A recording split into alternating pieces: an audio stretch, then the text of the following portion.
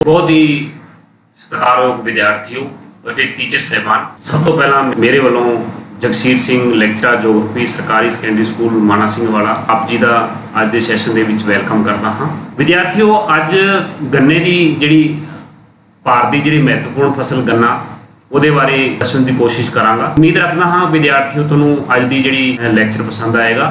विद्यार्थियों, ਅੱਜ ਦੀ ਜਿਹੜੀ ਮਨੁੱਖ ਦੀ ਬਹੁਤ ਹੀ महत्वपूर्ण ਜ਼ਰੂਰਤ ਹੈ ਉਹ ਹੈ ਖੰਡ ਜਾਂ ਖੰਡ ਤੋਂ ਬਣਨ ਵਾਲੀਆਂ ਵਸਤੂ।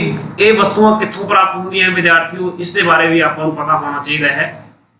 ਜਿਹੜੀ ਗੰਨਾ ਹੈ ਇਹ ਭਾਰਤੀ ਜਾਂ ਕਹਿ ਸਕਦੇ ਉੱਤਰੀ ਭਾਰਤ ਤੇ ਦੱਖਣ ਭਾਰਤ ਦੀ महत्वपूर्ण फसल है। जी उत्तरी अर्धगोले के फसल लाई जाती है। उत्तरी अर्धगोले के जिन्ने भी देश हैं वो महत्वपूर्ण फसल है। दक्षिण अर्धगोले भी कुछ क्षेत्रों के फसल लाई जाती है, जिमें ब्राजील देश है वो फसल लाई जाती है।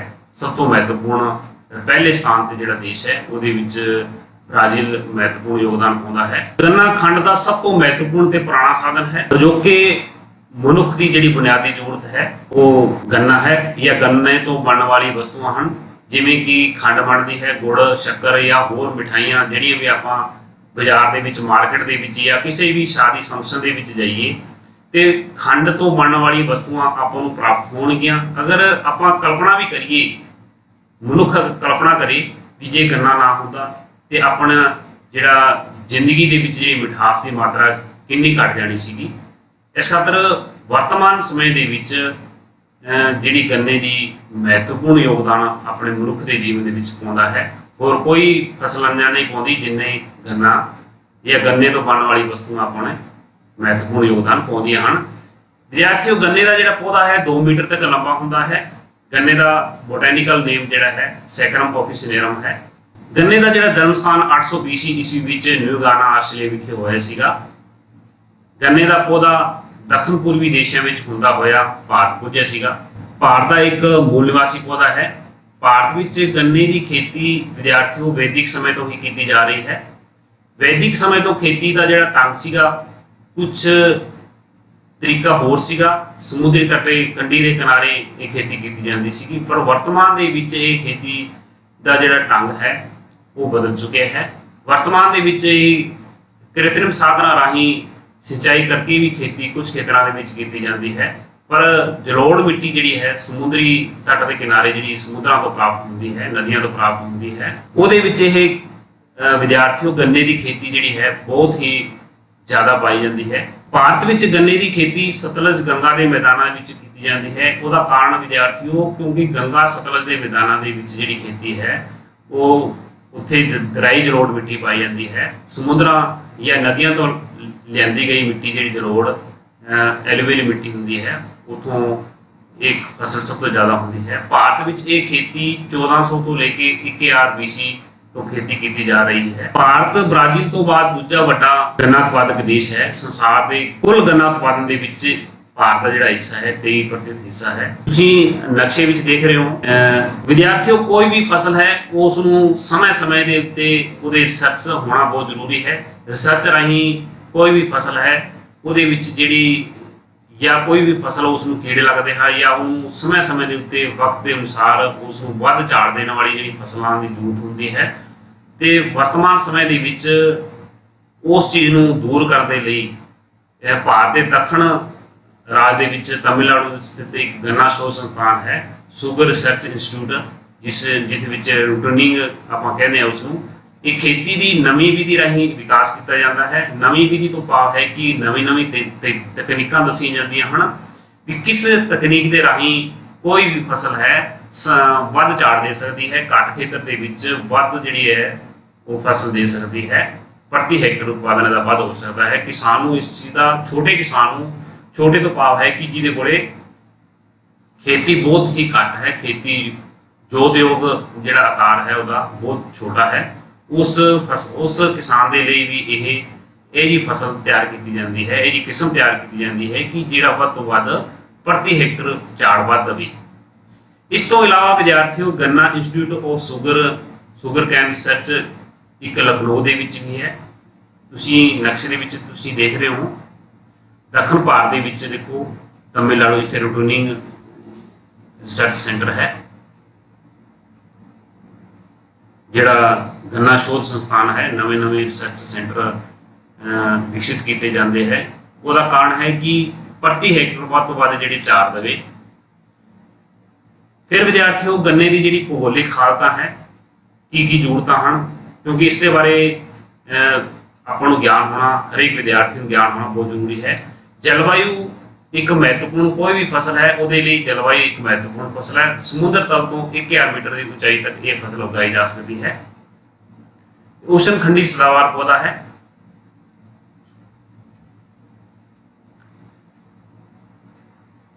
ਅਕਸ਼ਾਂਸ਼ੀ ਵਿਤਕਾਰ, ਦੁਨੀਆ ਦੇ ਵਿੱਚ ਅਕਸ਼ਾਂਸ਼ੀ ਵਿਤਕਾਰ ਜਿਹੜਾ ਹੈ 36.7 ਡਿਗਰੀ ਉੱਤਰੀ ਅਕਸ਼ਾਂਸ਼ ਤੋਂ ਲੈ ਕੇ 31 ਡਿਗਰੀ ਦੱਖਣੀ ਅਕਸ਼ਾਂਸ਼ ਦੇ ਵਿੱਚ ਹੈ।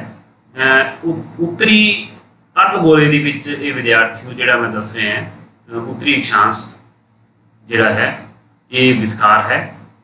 ਭਾਰਤ ਵਿੱਚ ਖੇਤੀ ਜਿਹੜੀ 8 ਡਿਗਰੀ ਉੱਤਰੀ ਅਕਸ਼ਾਂਸ਼ ਤੋਂ ਲੈ ਕੇ 32 ਡਿਗਰੀ ਉੱਤਰੀ ਅਕਸ਼ਾਂਸ਼ ਨਕਸ਼ੇ ਦੇ ਵਿੱਚ ਦੇਖ ਰਹੇ ਹੋ ਤੁਸੀਂ। ਦੇਖੋ ਇੱਥੇ 10 ਡਿਗਰੀ, ਇੱਥੇ ਲਗਭਗ 8 ਡਿਗਰੀ ਉੱਤਰੀ ਅਕਸ਼ਾਂਸ਼ ਹੈ। ਇਹ ਤੋਂ ਬਾਅਦ ਦੇਖਦੇ ਹਾਂ ਇੱਥੇ 30 ਡਿਗਰੀ, ਆਪ 32 ਡਿਗਰੀ। ਇਸ ਖੇਤਰ ਦੇ ਵਿੱਚ ਤੁਸੀਂ ਦੇਖ ਰਹੇ ਹੋ, ਇਸ ਖੇਤਰ ਦੇ ਵਿੱਚ ਭਾਰਤ ਦੇ ਵਿੱਚ ਜਿਹੜੀ ਖੇਤੀ ਕੀਤੀ ਜਾਂਦੀ ਹੈ ਉਹ ਗੰਨੇ ਦੀ ਸਭ ਤੋਂ ਜ਼ਿਆਦਾ ਖੇਤੀ ਕੀਤੀ ਜਾਂਦੀ ਹੈ। ਇਹ ਅਕਸ਼ਾਂਸ਼ੀ ਵਿਤਕਾਰ ਹੈ।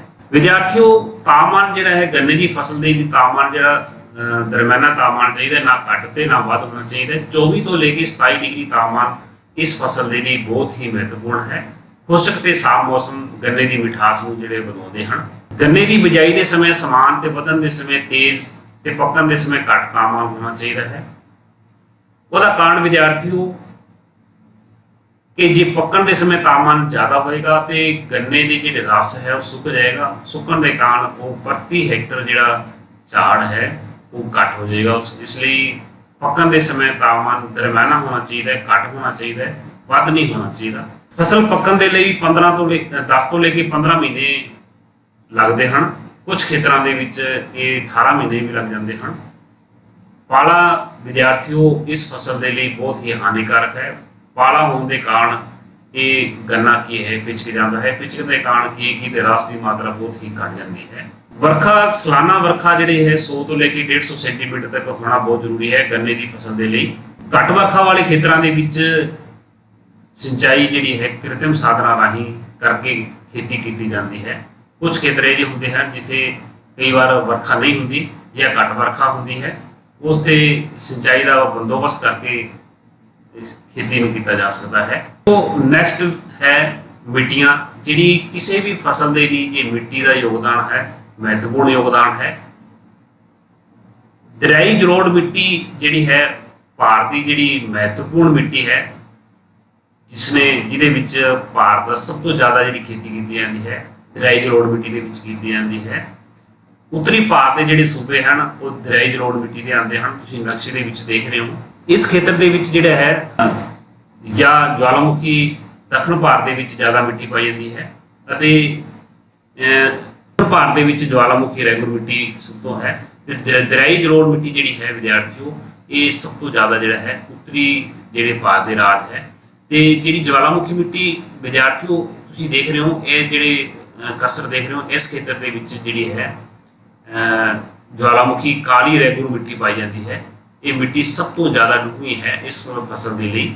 ਉੱਤਰੀ ਭਾਰਤ ਦਾ ਜ਼ਿਕਰ ਕਰੀਏ ਵਿਦਿਆਰਥੀ, ਉੱਤਰੀ ਭਾਰਤ ਦੇ ਵਿੱਚ ਦੇਖ ਰਹੇ ਹੋ ਤੁਸੀਂ ਆਹ ਨਕਸ਼ੇ ਜਿਹੜੇ ਦੇਖ ਰਹੇ ਹੋ ਤੁਸੀਂ, ਦੇਖੋ ਪੰਜਾਬ ਹੋ ਗਿਆ, ਹਰਿਆਣਾ ਹੋ ਗਿਆ, ਉੱਤਰ ਪ੍ਰਦੇਸ਼ ਤੇ ਮੱਧ ਪ੍ਰਦੇਸ਼ ਦਾ ਉੱਤਰੀ ਹਿੱਸਾ ਹੋ ਗਿਆ, ਇਧਰ ਬਿਹਾਰ ਹੋ ਗਿਆ, ਝਾਰਖੰਡ ਦਾ ਕੁਝ ਹਿੱਸਾ ਹੋ ਗਿਆ।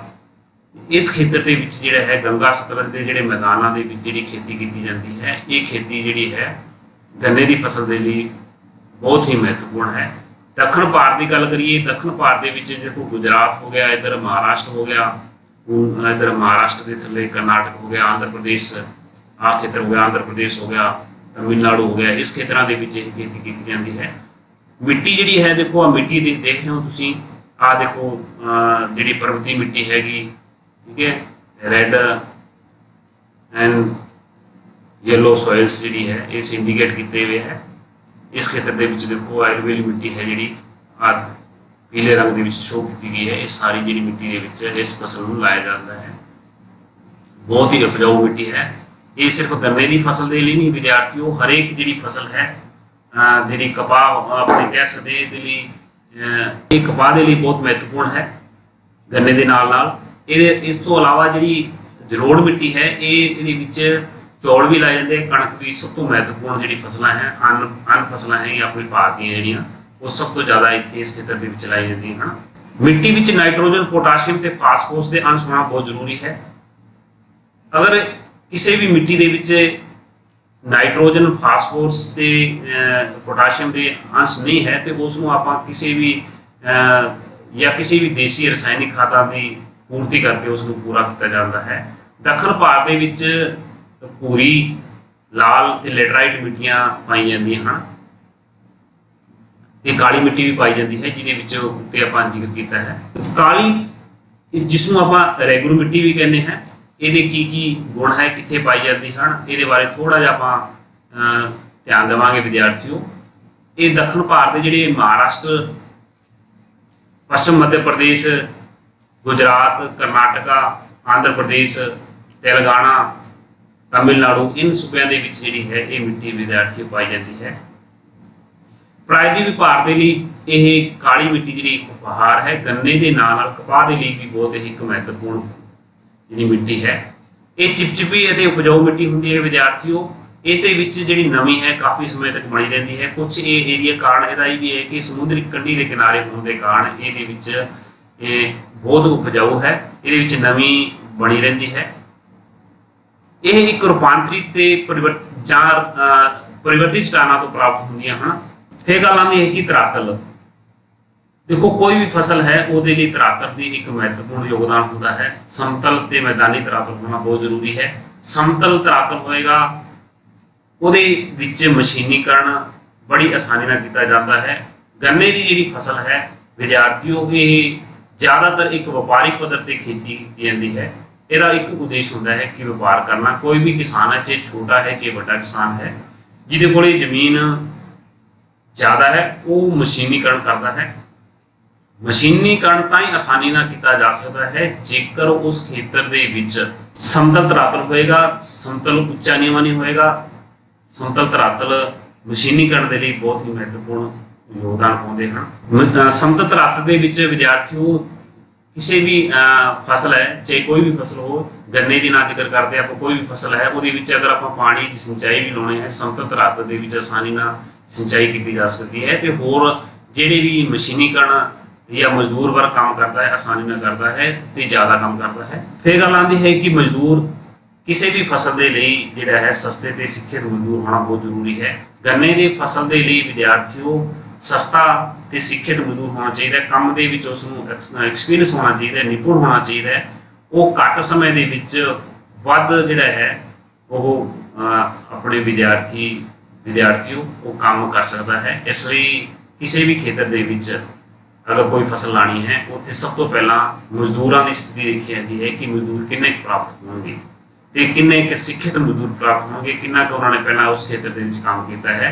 इस दे बारे भी कोई भी व्यापार जो खेती का व्यापार करता है, गन्ने की खेती का व्यापार करता है, वो सब तो पहला इस चीज़ को देखेगा कि गन्ना जोड़ा है वो उसके लिए जोड़ा मजदूर है उस काम के लिए कितना निपुण है, कितना उस काम के सिक्खित है। गन्ने की किस्मों के बारे जिक्र करिए तो यही 3 किस्म है।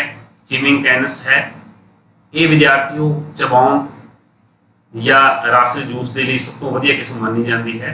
सिर्फ कैनस बोले है, दूजी किस्म जो आसानी ना क्रिस्टल या क्रिस्टल कह सकते हैं, इसमें चाशनी बनाई नहीं जा सकती, इसको साफ नहीं किया जाता, ये काफ़ी मुश्किल आदि हैं।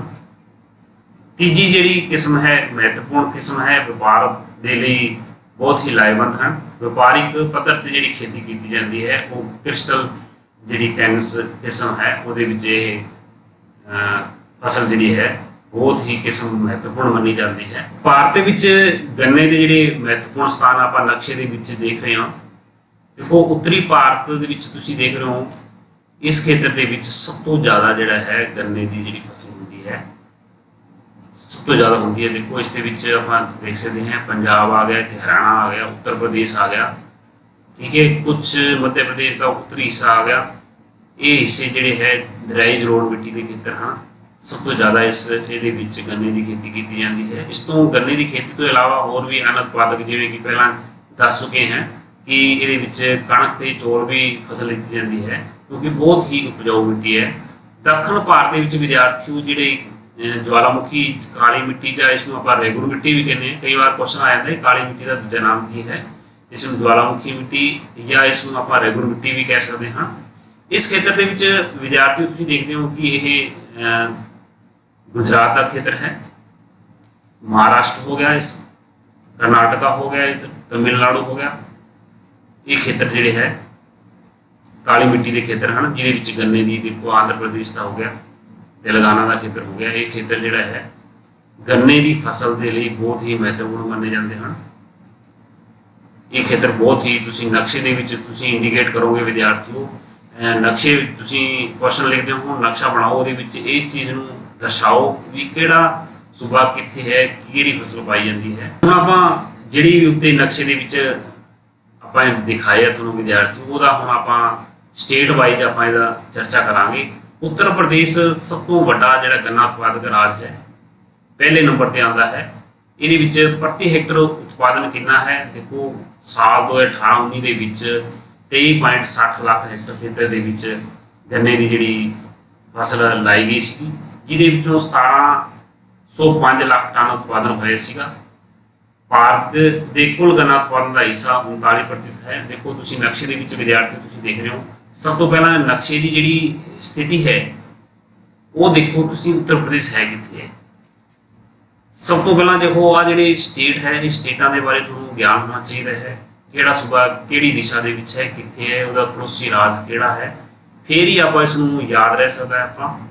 ਤੇ ਗੰਨੇ ਦੇ ਵੱਧ ਉਤਪਾਦਨ ਦੇ ਲਈ ਕਾਰਨ ਖੰਡ ਮਿਲਾਂ ਦਾ ਉੱਤਰ ਪ੍ਰਦੇਸ਼ ਦੇ ਵਿੱਚ ਹੋਣਾ ਹੈ। ਦੇਖੋ ਵਿਦਿਆਰਥੀਓ, ਇਹ ਨੈਚੁਰਲ ਗੱਲ ਹੈ ਕਿ ਜਿੱਥੇ ਕੱਚਾ ਮਾਲ ਹੋਏਗਾ ਉਹਦੇ ਨਾਲ ਹੀ ਕੀ ਹੈ ਕਿ ਮਿਲਾਂ ਹੋਣਗੀਆਂ। ਜਿਵੇਂ ਹੁਣ ਆਪਾਂ ਗੱਲ ਕਰੀਏ ਦੱਖਣ ਭਾਰਤ ਦੀ ਗੱਲ ਕਰੀਏ, ਇਸ ਖੇਤਰ ਦੀ ਗੱਲ ਕਰੀਏ, ਇਹਦੇ ਵਿੱਚ ਕੀ ਹੈ ਕਿ ਸਭ ਤੋਂ ਜ਼ਿਆਦਾ ਕੀ ਹੈ ਕਿ ਕਪਾਹ ਹੁੰਦੀ ਹੈ, ਇੱਥੇ ਹੀ ਸੂਤੀ ਕੱਪੜਾ ਮਿਲਾਂ ਹੈਗੀਆਂ। ਉਵੇਂ ਹੀ ਭਾਰਤ ਦੇ ਵਿੱਚ ਉੱਤਰੀ ਜਿਹੜੀ ਖੇਤਰ ਹੈ ਇਹਦੇ ਵਿੱਚ ਜਿਹੜਾ ਹੈ ਦਰਿਆਈ ਜਲੋੜ ਮਿੱਟੀ ਪਾਈ ਜਾਂਦੀ ਹੈ। ਇਹਦੇ ਵਿੱਚ ਦੱਖਣ ਭਾਰਤ ਤੋਂ ਜ਼ਿਆਦਾ ਇਸ ਖੇਤਰ ਦੇ ਵਿੱਚ ਕੀ ਹੈ ਕਿ ਗੰਨੇ ਦਾ ਪ੍ਰਤੀ ਹੈਕਟਰ ਉਤਪਾਦਨ ਜ਼ਿਆਦਾ ਹੁੰਦਾ ਹੈ। ਇਸ ਖਾਤਰ ਇਸ ਖੇਤਰ ਦੇ ਵਿੱਚ ਖੰਡ ਮਿਲਾਂ ਵੀ ਜ਼ਿਆਦਾ ਹੈ ਤੇ ਪ੍ਰਤੀ ਜਿਹੜਾ ਰੋਜ਼ਗਾਰ ਦੇ ਸਾਧਨ ਵੀ ਵਿਦਿਆਰਥੀਓ ਇਸ ਖੇਤਰ ਦੇ ਵਿੱਚ ਜਿਹੜੇ ਲੋਕ ਹੈ ਮਜ਼ਦੂਰ ਵਰਗ ਹੈ ਉਹਨੂੰ ਇੱਥੇ ਰੋਜ਼ਗਾਰ ਵੀ ਬਹੁਤ ਮਿਲਿਆ ਹੋਇਆ ਇਸ ਖੇਤਰ ਦੇ ਵਿੱਚ ਖੰਡ ਮਿਲਾਂ ਦੇ ਵਿੱਚ। ਹੁਣ ਆਉਂਦੇ ਉੱਤਰ ਪ੍ਰਦੇਸ਼ ਦੇ ਵਿੱਚ ਜਿਹੜੇ 3 ਖੇਤਰ ਹਨ ਉਹ ਕਿਹੜੇ ਹਨ, ਜਿਹੜੇ ਵੱਧ ਜਿਹੜੀ ਪੇਟੀਆਂ ਪਾਈ ਜਾਂਦੀਆਂ ਹਨ 3, ਉਹਦੇ ਬਾਰੇ ਆਪਾਂ ਜ਼ਿਕਰ ਕਰਾਂਗੇ। ਪਹਿਲੀ ਜਿਹੜੀ ਪੇਟੀ ਹੈ ਰੁੜਕੀ ਤੋਂ ਲੈ ਕੇ ਮੇਰਠ ਤੱਕ ਹੈ, ਦੂਸਰੀ ਜਿਹੜੀ ਪੇਟੀ ਹੈ ਬਰੇਲੀ ਤੋਂ ਲੈ ਕੇ ਸ਼ਾਹਜਹਾਂपुर तक है, तीसरी पेटी फैजाबाद तो लेके गोरखपुर तक है। ये तो इलावा विद्यार्थियों होर जिहड़े खेतर हैं ਉਹਦੇ ਵਿੱਚ सहारनपुर हो गया, मुजफ्फरनगर हो गया, मेरठ हो गया, मुरादाबाद हो गया, खेड़ी हो गया, बिजनौर हो गया, बुलंदशहर, अलीगढ़, मथुरा ਅਤੇ आगरा। ये खेतर ਜਿਹੜੇ है महत्वपूर्ण ਜਿਹੜੇ ਜ਼ਿਲ੍ਹੇ ਹਨ, ਇਹ ਖੇਤਰ ਜਿਹੜੇ ਉੱਤਰ ਪ੍ਰਦੇਸ਼ ਦੇ ਜਿਹੜੇ ਗੰਨਾ ਉਤਪਾਦਨ ਦੇ ਵਿੱਚ ਮੋਹਰੀ ਹਨ। ਦੂਜਾ ਜਿਹੜਾ ਸੂਬਾ ਹੈ ਗੰਨਾ ਉਤਪਾਦਨ ਦੇ ਵਿੱਚ ਮਹਾਰਾਸ਼ਟਰ ਹੈ।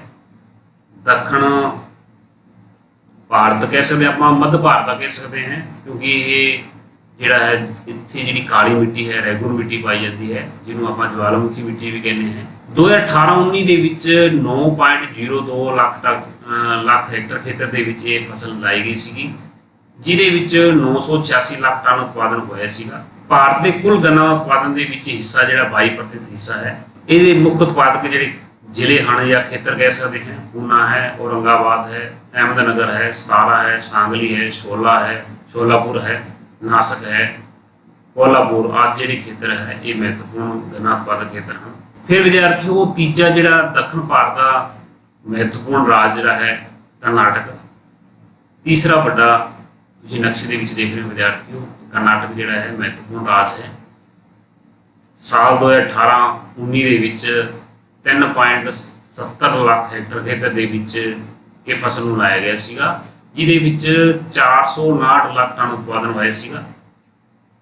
ਵਿਦਿਆਰਥੀਓ ਇਸ ਨੂੰ ਜਿਹੜੀ ਵੀ ਤੁਹਾਨੂੰ ਦੱਸੀ ਜਾ ਰਹੀ ਹੈ ਫਸਲ ਦੱਸੀ ਜਾ ਰਹੀ ਹੈ ਵੀ 2018 ਦੇ ਵਿੱਚ 18-19 ਦੇ ਵਿੱਚ ਕਰੰਟ ਦੇ ਆંકੜੇ ਹੈ, ਉਸ ਨੂੰ ਤੁਸੀਂ ਨੋਟ ਕਰਦੇ ਜਾਣਾ ਵੀ ਕਿੰਨਾ ਉਤਪਾਦਨ ਕਿੰਨੇ ਖੇਤਰ ਦੇ ਵਿੱਚ ਤੇ ਕਿੰਨਾ ਲੱਖ ਟਨ ਉਤਪਾਦਨ ਹੋਇਆ ਸੀਗਾ।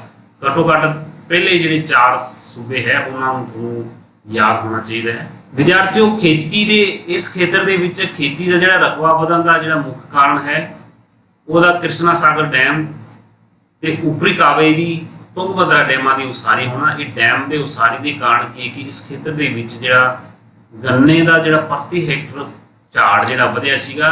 ਝਾੜ ਵਧਣ ਦੇ ਕਾਰਨ ਵਿਦਿਆਰਥੀਓ ਇਸ ਖੇਤਰ ਦੇ ਵਿੱਚ ਜਿਹੜੇ ਰੋਜ਼ਗਾਰ ਦੇ ਸਾਧਨ ਵਿਦਿਆਰਥੀਓ ਬਹੁਤ ਜ਼ਿਆਦਾ ਪ੍ਰਾਪਤ ਹੋਏ ਸੀਗੇ। ਇਸ ਤੋਂ ਇਲਾਵਾ ਵਿਦਿਆਰਥੀਓ ਜਿਹੜਾ ਗੰਨੇ ਦੇ ਮੁੱਖ ਉਤਪਾਦਕ ਜਿਹੜੇ ਖੇਤਰ ਹਨ, ਹੋਰ ਜਿਹੜੇ ਜ਼ਿਲ੍ਹੇ ਹਨ, ਉਹ ਉਹਨਾਂ ਦਾ ਚਰਚਾ ਇਸ ਪ੍ਰਕਾਰ ਹੈ, ਜਿਵੇਂ ਕਿ ਸ਼ਿਮੋਗਾ ਹੈ, ਬੇਲੋਰੀ ਹੈ, कोलार है, बेलगाम है, बीजापुर है, मैसूर है, चित्रदुर्ग है ਤੇ ਰਾਏਚੂਰ ਆਦਿ ਜਿਹੜੇ ਖੇਤਰ ਹਨ ਇਸ ਜਿਹੜੀ ਡੈਮਾਂ ਦੀ ਉਸਾਰੀ ਦੇ ਕਾਰਨ ਇਨ ਖੇਤਰਾਂ ਦੇ ਵਿੱਚ ਜ਼ਿਆਦਾ ਵਿਕਾਸ ਹੋਇਆ ਸੀਗਾ। ਪ੍ਰਤੀ ਹੈਕਟਰ ਜਿਹੜਾ ਹੈ ਝਾੜ ਦੱਖਣ ਭਾਰਤ ਦੇ ਵਿੱਚ ਪਿਛਲੇ ਸਾਲਾਂ ਤੋਂ ਵਧ ਰਿਹਾ ਹੈ। ਦੇਖੋ ਆਪਾਂ ਪਹਿਲਾਂ ਸੂਬਾ ਪੜ੍ਹਿਆ ਸੀ, ਉੱਤਰ ਪ੍ਰਦੇਸ਼ ਪੜ੍ਹਿਆ ਸੀ ਇੱਧਰ, ਉਹਦੇ ਬਾਅਦ ਜਿੰਨੇ ਵੀ ਪੜ੍ਹੇ ਆਪਾਂ ਦੱਖਣ ਭਾਰਤ ਦੇ ਵਿੱਚ ਹੈ। ਹੌਲੀ ਹੌਲੀ ਉੱਤਰ ਪ੍ਰਦੇਸ਼ ਤੋਂ ਬਾਅਦ ਇਹ ਦੱਖਣ ਭਾਰਤ ਦੇ ਵਿੱਚ ਇੱਕ ਮਹੱਤਵਪੂਰਨ ਫਸਲ ਬਣਦੀ ਜਾ ਰਹੀ। ਫਿਰ ਤੀਜੇ ਚੌਥਾ ਸਭ ਤੋਂ ਵੱਡਾ ਗੰਨਾ ਉਤਪਾਦਕ ਰਾਜ ਹੈ ਉਹ ਤਮਿਲਨਾਡੂ ਹੈ। ਬਿਲਕੁਲ ਦੱਖਣ ਭਾਰਤ ਦਾ ਮਹੱਤਵਪੂਰਨ ਰਾਜ ਜਿਹੜਾ ਹੈ, ਜਿੱਥੇ ਆਪਾਂ ਪਹਿਲਾਂ ਵੀ ਜ਼ਿਕਰ ਕੀਤਾ ਸੀ, ਇੱਥੇ ਗੰਨਾ ਸ਼ੋਧ ਸੰਸਥਾਨ ਰਗੁਨਿੰਗ ਹੈ। ਇਸ ਸ਼ੋਧ ਸੰਸਥਾਨ ਦੇ ਕਾਰਨ ਇਸ ਸੂਬੇ ਨੂੰ ਗੰਨਾ ਉਤਪਾਦਨ ਦੇ ਵਿੱਚ ਬਹੁਤ ਅੱਗੇ ਲਿਆਉਣ ਦੇ ਵਿੱਚ ਮਹੱਤਵਪੂਰਨ ਯੋਗਦਾਨ ਹੈ। ਸਭ ਤੋਂ ਪਹਿਲਾਂ ਇਹ ਕੋਈ ਵੀ ਹੈ ਜਿਹੜੀ ਰਿਸਰਚ ਕੀਤੀ ਜਾਂਦੀ ਹੈ ਕਿਸੇ ਵੀ ਕਿਸਮ ਦੇ ਵਿੱਚ, ਉਹ ਉਸ ਸੂਬੇ ਨੂੰ ਸਭ ਤੋਂ ਜ਼ਿਆਦਾ ਫਾਇਦਾ ਹੁੰਦਾ ਹੈ, ਕਿਉਂਕਿ ਉਸ ਸੂਬੇ ਦੇ ਵਿੱਚ ਜਿਹੜੀ ਭੂਗੋਲਿਕ ਹਾਲਤਾਂ ਉਹਦੇ ਅਨੁਕੂਲ ਹੁੰਦੀਆਂ ਹਨ। ਉੱਥੇ ਸਭ ਤੋਂ ਪਹਿਲਾਂ ਇਹ ਪ੍ਰੈਕਟੀਕਲ ਕਰਕੇ ਦਿੰਦਾ ਹੈ, ਪ੍ਰਯੋਗ ਕਰਕੇ ਦਿੰਦਾ ਹੈ ਕਿ ਇਹ ਫਸਲ ਵੱਧ ਉਤਪਾਦਨ ਦੇ ਸਕਦੀ ਹੈ ਜਾਂ ਨਹੀਂ ਦੇ ਸਕਦੀ। ਇਸ ਖਾਤਰ ਰਟੋਨਿੰਗ ਜਿਹੜੇ ਇੰਸਟੀਚਿਊਟ ਹੈ ਉਹਦੇ ਵਿੱਚ ਜਿਹੜਾ ਗੰਨਾ ਸ਼ੋਧ ਸੰਸਥਾਨ ਦੱਖਣ ਭਾਰਤ ਦੇ ਵਿੱਚ ਤਮਿਲਨਾਡੂ ਦੇ ਵਿੱਚ ਹੈ, ਉਸ ਦਾ ਫਾਇਦਾ ਵੱਧ ਝਾੜ ਦੇ ਵਿੱਚ ਇੱਕ ਮਹੱਤਵਪੂਰਨ ਯੋਗਦਾਨ ਹੈ। 2018-19 ਦੇ ਵਿੱਚ 1.82 ਲੱਖ ਹੈਕਟਰ ਖੇਤਰ ਦੇ ਵਿੱਚ ਗੰਨਾ ਉਤਪਾਦਨ ਹੋਇਆ ਸੀਗਾ, ਜਿਹਦੇ ਵਿੱਚ 191 ਲੱਖ ਟਨ ਉਤਪਾਦਨ ਹੋਇਆ। ਮੁੱਖ ਉਤਪਾਦਕ ਜਿਹੜਾ ਖੇਤਰ ਹਨ ਇਹਦੇ ਵਿੱਚ ਵਿਦਿਆਰਥੀਓ ਕੋਇੰਬਟੂਰ ਹੋ ਗਿਆ, ਤਿਰੂਵਲੂਰ ਹੋ ਗਿਆ, ਚੇਨਈ ਹੋ ਗਿਆ, ਬੇਲੋਰ ਹੋ ਗਿਆ, ਕਾਂਚੀਪੁਰਮ ਹੋ ਗਿਆ, ਤਿਰੂਮਲਾਈ ਹੋ ਗਿਆ। ਇਸ ਤੋਂ ਇਲਾਵਾ ਪੈਰੰਬਲੂਰ ਹੋ ਗਿਆ, ਆਰਿਆਲੂਰ ਹੋ ਗਿਆ, ਨਾਗਾਪਟਨਮ ਹੋ ਗਿਆ, ਸ਼ਿਵਗੰਗਾ ਹੋ ਗਿਆ। ਇਹ ਖੇਤਰ ਜਿਹੜੇ ਮਹੱਤਵਪੂਰਨ ਖੇਤਰ ਹਨ। ਪੰਜਵਾਂ ਗੰਨਾ ਉਤਪਾਦਕ ਰਾਜ ਹੈ ਬਿਹਾਰ ਹੈ। ਤੁਸੀਂ ਨਕਸ਼ੇ ਦੇਖ ਰਹੇ ਹੋ, ਬਿਹਾਰ ਉੱਤਰ ਪ੍ਰਦੇਸ਼ ਦੇ ਬਿਲਕੁਲ ਨਾਲ ਲੱਗਦਾ ਸੂਬਾ ਬਿਹਾਰ ਹੈ। ਇਹ ਪੰਜਵਾਂ ਵੱਡਾ ਗੰਨਾ ਉਤਪਾਦਕ ਰਾਜ ਹੈ। ਇਹ ਵੀ ਆਪਾਂ ਕਹਿ ਸਕਦੇ ਹਾਂ ਕਿ ਜਿਹੜੀ ਗੰਗਾ ਸਤਲੁਜ ਦੇ ਮੈਦਾਨਾਂ ਦੀ ਇੱਕ ਹਿੱਸਾ ਹੈ। ਇਹਦੇ ਵਿੱਚ ਵੀ ਦਰਿਆਈ ਜਲੋੜ ਮਿੱਟੀ ਪਾਈ ਜਾਂਦੀ ਹੈ। ਦਰਿਆਈ ਜਲੋੜ ਮਿੱਟੀ ਮਿਲਣ ਦੇ ਕਾਰਨ ਹੀ ਇਸ ਸੂਬੇ ਦੇ ਵਿੱਚ ਅੱਗੇ ਵਧਣ ਦੇ ਕਾਰਨ 5ਵੇਂ ਸਥਾਨ ਵਿੱਚ ਆਉਣ ਦੇ ਕਾਰਨ ਵੀ ਜਲੋੜ ਮਿੱਟੀ ਹੈ ਤੇ ਉਪਯੁਕਤ ਜਲਵਾਯੂ ਮਹੱਤਵਪੂਰਨ ਹੈ। 2018-19 ਦੇ ਵਿੱਚ 2.43 ਲੱਖ ਹੈਕਟਰ ਖੇਤਰ ਦੇ ਵਿੱਚ ਇਹ ਫਸਲ ਲਗਾਈ ਗਈ ਸੀਗੀ, ਜਿਹਦੇ ਵਿੱਚੋਂ 200 ਲੱਖ ਟਨ ਉਤਪਾਦਨ ਹੋਇਆ ਸੀਗਾ। ਇਸ ਦੇ ਮੁੱਖ ਉਤਪਾਦਕ ਜਿਹੜੇ ਖੇਤਰ ਹਨ ਮੁਜ਼ੱਫਰਨਗਰ ਹੋ ਗਿਆ, ਪੂਰਨੀਆ ਹੋ ਗਿਆ, ਭਾਗਲਪੁਰ, ਪੂਰਬੀ ਤੇ ਪੱਛਮੀ ਚੰਪਾਰਣ, ਪਟਨਾ, ਗਿਆ, ਸਾਰਨ, ਦਰਭੰਗਾ ਤੇ ਮੁੰਗੇਰ। ਇਹ ਜਿਹੜੇ ਖੇਤਰ ਹਨ ਸਭ ਤੋਂ ਮਹੱਤਵਪੂਰਨ ਯੋਗਦਾਨ ਪਾਉਂਦੇ ਹਨ ਉਤਪਾਦਨ ਦੇ ਵਿੱਚ। 6ਵਾਂ ਵੱਡਾ ਗੰਨਾ ਉਤਪਾਦਕ ਰਾਜ ਹੈ ਦੱਖਣ ਭਾਰਤ ਦਾ, ਬਿਲਕੁਲ ਤਮਿਲਨਾਡੂ ਦਾ ਪੜੋਸੀ ਰਾਜ ਆਂਧਰਾ ਪ੍ਰਦੇਸ਼ ਹੈ। ਤੁਸੀਂ ਦੇਖ ਰਹੇ ਨਕਸ਼ੇ ਦੇ ਵਿੱਚ ਪੂਰਬੀ ਤੱਟ ਦੇ ਬਿਲਕੁਲ ਕਿਨਾਰੇ ਤੇ ਲੱਗਿਆ ਹੋਇਆ ਸੂਬਾ ਹੈ ਤਮਿਲਨਾਡੂ ਦੇ ਨਾਲ ਇੱਧਰ ਤੇਲੰਗਾਨਾ ਵੀ ਹੈ, ਜਿੱਥੇ ਇਹਦਾ ਵੱਖ ਕੀਤਾ ਗਿਆ ਸੀਗਾ। ਸਾਲ 2018-19 ਦੇ ਵਿੱਚ 99,000 ਹੈਕਟਰ ਖੇਤਰ ਦੇ ਵਿੱਚ 122 ਲੱਖ ਟਨ ਉਤਪਾਦਨ ਹੋਇਆ ਸੀਗਾ।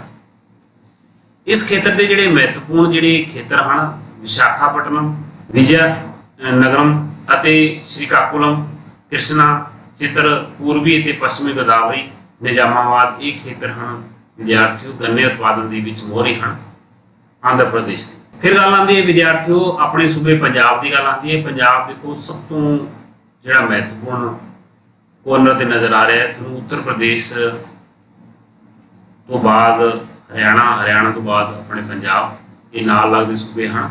ਤੇ ਇਹ 2018-19 ਦੇ ਵਿੱਚ ਉਤਪਾਦਨ ਹੋਇਆ ਸੀਗਾ 93,000 ਹੈਕਟਰ ਖੇਤਰ ਦੇ ਵਿੱਚ ਫਸਲ ਲਾਈ ਗਈ ਸੀਗੀ, ਜਿਹਦੇ ਵਿੱਚ 80 ਲੱਖ ਟਨ ਉਤਪਾਦਨ ਹੋਇਆ ਸੀਗਾ। ਛੋਟਾ ਜਿਹਾ ਸੂਬਾ ਹੈ, ਫਿਰ ਵੀ ਆਪਣੇ ਸਥਿਤੀ ਜਿਹੜੀ ਭਾਰਤ ਦੇ ਵਿੱਚ ਅੱਛੀ ਸਥਿਤੀ ਹੈ ਇਸ ਦੀ ਗੰਨੇ ਉਤਪਾਦਨ ਦੇ ਵਿੱਚ। ਗੰਨੇ ਉਤਪਾਦਨ ਦੇ ਵਿੱਚ ਕੁਝ ਜਿਹੜੇ ਜ਼ਿਲ੍ਹੇ ਹਨ, ਮੋਹਰੀ ਜ਼ਿਲ੍ਹੇ ਹਨ ਪੰਜਾਬ ਦੇ, ਉਹਨਾਂ ਦੇ ਵਿੱਚੋਂ ਕੁਝ ਜ਼ਿਲ੍ਹਿਆਂ ਦੇ ਨਾਮ ਮੈਂ ਤੁਹਾਨੂੰ ਦੱਸ ਰਿਹਾ ਹਾਂ। ਉਹਦੇ ਵਿੱਚ ਲੁਧਿਆਣਾ ਹੈ, ਅੰਮ੍ਰਿਤਸਰ ਹੈ, ਤਰਨਤਾਰਨ ਹੈ, ਜਲੰਧਰ, ਪਟਿਆਲਾ, ਸੰਗਰੂਰ, ਗੁਰਦਾਸਪੁਰ, ਮੋਗਾ, ਮੁਕਤਸਰ, ਫਤਿਹਗੜ੍ਹ ਸਾਹਿਬ ਤੇ ਫਰੀਦਕੋਟ ਤੇ ਫਿਰੋਜ਼ਪੁਰ। ਇਹ ਜ਼ਿਲ੍ਹੇ ਜਿਹੜੇ ਹੈ ਬਾਕੀ ਜ਼ਿਲ੍ਹਿਆਂ ਤੋਂ ਇਹ ਮੋਹਰੀ ਜ਼ਿਲ੍ਹੇ ਹਨ। ਹੋਰ ਖੇਤਰਾਂ ਦੇ ਵਿੱਚ ਪੰਜਾਬ ਦੇ ਵਿੱਚ ਵੀ ਗੰਨਾ ਹੁੰਦਾ ਹੈ, ਪਰ ਇਹ ਜਿਹੜੇ ਮਹੱਤਵਪੂਰਨ ਸਥਾਨ ਰੱਖਦੇ ਹੈ ਗੰਨਾ ਉਤਪਾਦਨ ਦੇ ਵਿੱਚ ਪੰਜਾਬ। ਇਸ ਤੋਂ ਇਲਾਵਾ ਵਿਦਿਆਰਥੀਓ ਕੁਝ ਸੂਬੇ ਹੋਰ ਵੀ ਹੈ ਜਿਹੜੇ ਗੰਨਾ ਉਤਪਾਦਨ ਦੇ ਵਿੱਚ ਮੋਹਰੀ ਹਨ, ਜਿਵੇਂ ਗੁਜਰਾਤ ਹੈ। ਦੇਖ ਰਹੇ ਹੋ ਤੁਸੀਂ ਦੱਖਣ ਭਾਰਤ ਜਿੱਥੇ ਕਾਲੀ ਮਿੱਟੀ ਪਾਈ ਜਾਂਦੀ ਹੈ। ਦੇਖੋ ਕਾਲੀ ਮਿੱਟੀ ਦੇ ਖੇਤਰ ਤੁਹਾਨੂੰ ਮੈਂ ਦੱਸੇ ਸੀ, ਆ ਜਿਹੜੇ ਖੇਤਰ ਹੈ ਕਾਲੀ ਮਿੱਟੀ ਦੇ ਖੇਤਰ ਪਾਏ ਜਾਂਦੇ ਹੈ। ਠੀਕ ਹੈ, ਇਹ ਖੇਤਰ ਜਿਹੜੇ ਕਾਲੀ ਮਿੱਟੀ ਦੇ ਖੇਤਰ ਹਨ। ਇਸ ਖੇਤਰ ਦੇ ਵਿੱਚ ਸਭ ਤੋਂ ਜ਼ਿਆਦਾ ਜਿਹੜਾ ਹੈ ਕਾਲੀ ਮਿੱਟੀ ਜੋ ਗੰਨੇ ਦੇ ਲਈ ਮਹੱਤਵਪੂਰਨ ਹੈ। 2018-19 ਦੇ ਵਿੱਚ 1.84 ਲੱਖ ਹੈਕਟਰ ਖੇਤਰ ਦੇ ਵਿੱਚ ਗੰਨੇ ਦੀ ਖੇਤੀ ਕੀਤੀ ਗਈ ਸੀਗੀ।